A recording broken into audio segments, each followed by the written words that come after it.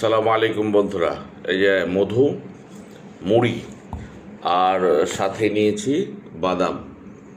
মধু, মুড়ি আর বাদাম। আপনারা হানি নাটস খেতে দেখেছেন, মধুর সাথে অনেক রকমের বাদাম থাকে।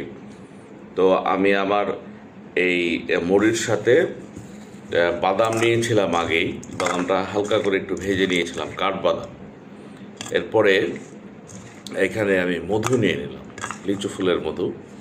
আমি এর আগে ঢাকায় থাকতে আমার এক কলিগকে দেখছিলাম যে মুড়ি দিয়ে মধু দিয়ে মুড়ি খাচ্ছে, এবং সে মধুটা আমার কাছ থেকে নিয়েছিল এবং সে খুব মজা পাচ্ছে। তো আজকে আমিও নিলাম। নেওয়ার পরে আমি খেয়ে দেখেছি, আমি ভিডিও করার আগেও খেয়েছি। তো খেয়ে দেখলাম ভালোই স্বাদ।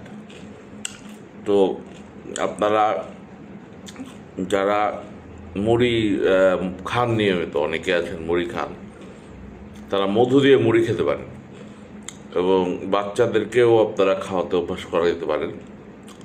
আপনারা নিজেরা নিয়মিত মধুটা খাবেন এবং বাচ্চাদেরকে মধু খাওয়াবেন। বিশেষ করে লিচু ফুলের মধুটা বাচ্চারা খুব পছন্দ করে।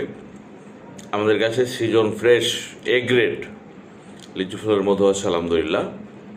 আপনারা যারা নিতে চান আমরা আপনাদেরকে পৌঁছে দেবো ইনশাল্লাহ। বাদাম দিয়ে খান অথবা মুড়ি দিয়ে খান, মধু খান।